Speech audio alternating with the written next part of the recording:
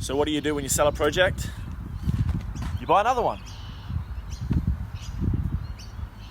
Over the weekend I sold my Valiant GLX, which was an awesome car, to a friend of mine, and that money was supposed to, and still is, going to go towards my new shed and also keeping a couple other projects along the way, keeping them going. So this car popped up.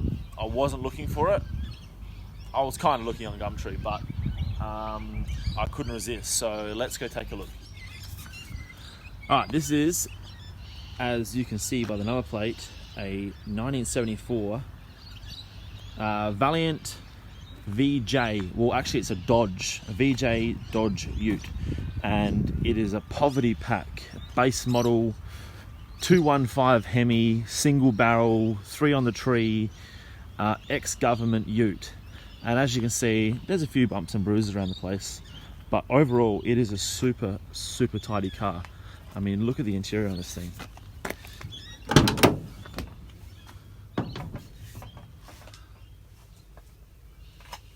Aside from the seat here, which I'm going to repair, it is a really clean thing. There is next to no rust. There is the corner of the doors on both sides, as you would expect, but the wheel arches, the rear quarters, the front quarters, the plenum or the firewall's usually really bad. There's a few known spots for these things, but this thing is actually pretty good. I couldn't resist when I seen this thing online and the price it was advertised for. Yeah, I couldn't walk past it. So look, I got some plans for it. I'm going to fix the ride height, I'm going to fix the wheel color, I'm going to do some walls, and yeah, I'm going to show you guys every step of the way. So let's check it out. Alright, so first point of call with the new VJ is to get it low, because I can't stand to drive high cars. I'm just going to use a bit of scrap tube I got here. This is 50mm thick, but I'm going to double it, or not quite double it, 1.5, which will get me 75mm, so 3 inches. I prefer to make my own lowering blocks, because the ones I find in the market now are so flimsy they literally like squish when you tighten up the U-bolts. So yeah, I'll start cutting this up, weld the caps on the ends. I've got some new U-bolts coming from Sprint Auto Parts, and then yeah, hopefully by the end of the day I'll have the thing low, so we'll get grinding.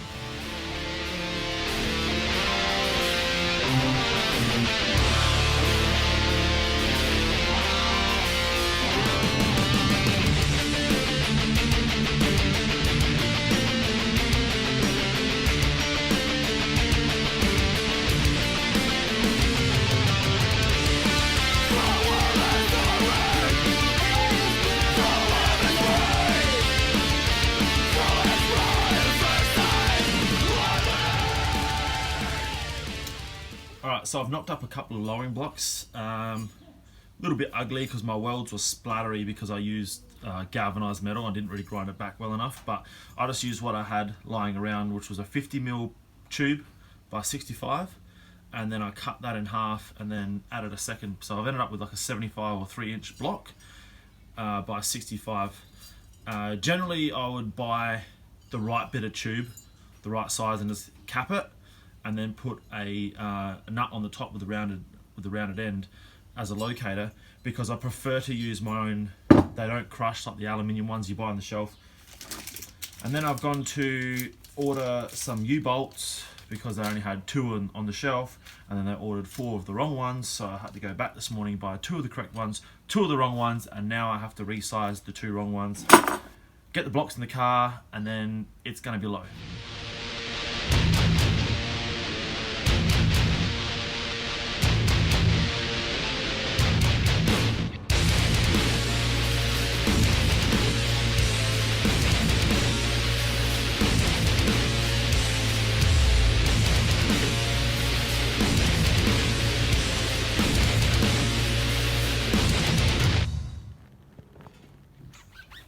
I've just been giving these tyres a wipe down with thinners before I paint.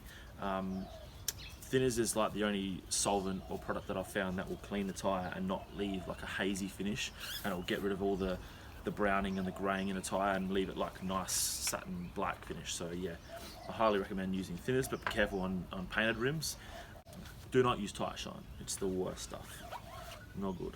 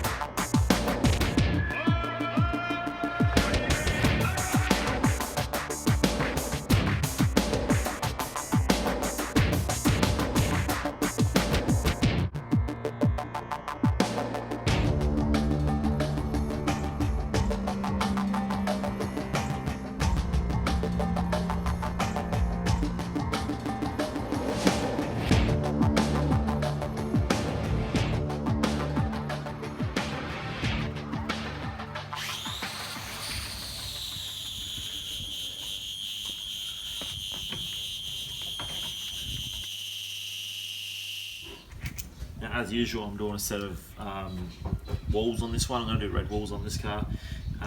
If you haven't already, you can check out one of my other videos on white walling, which is what I do for a living. You can check that out on my channel. Yeah, I think red walls will set this one off. So.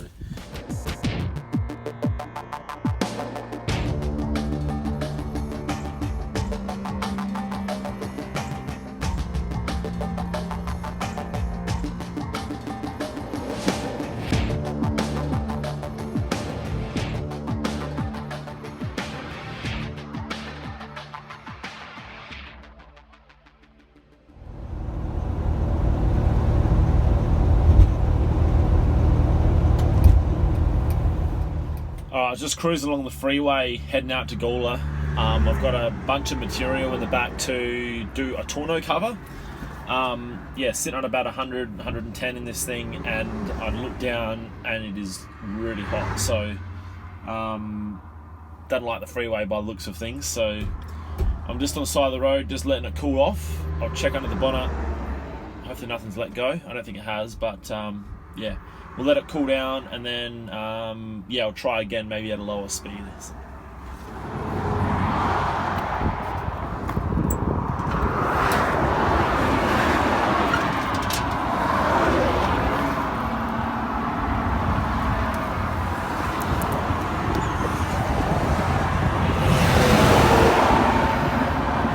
Yeah, she warm. She's very warm. Not a bad stop to need to wait for it to cool down though. I don't even care that I'm on the side of the road because this thing looks so cool.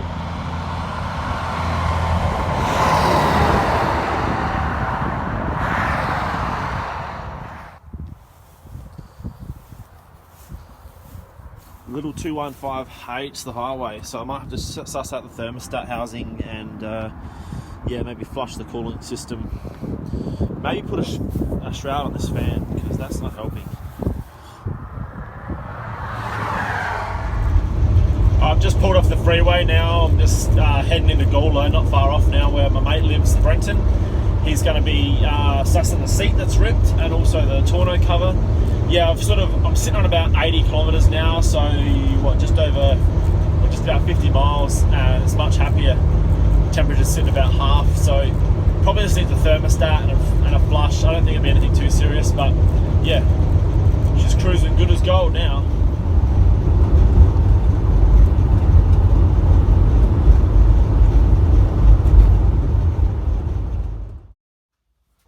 Alright, so finished the tonneau cover.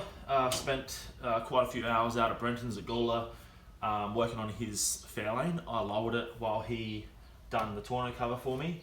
got stuck into it straight away, so forgot to even get any footage of that. But I went with the press stud Torno to get rid of this system.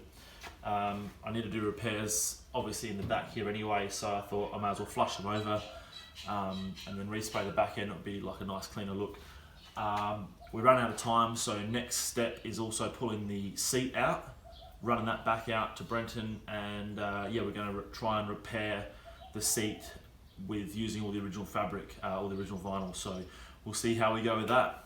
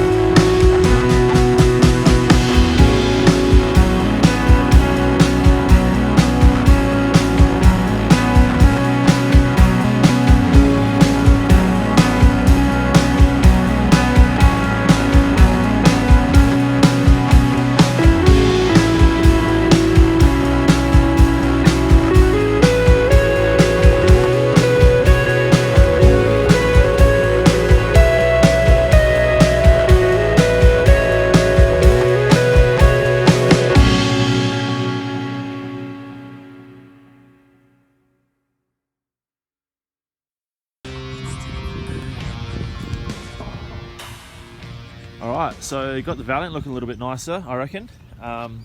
Wheels and tyres come out really nice. Ride height's obviously much better.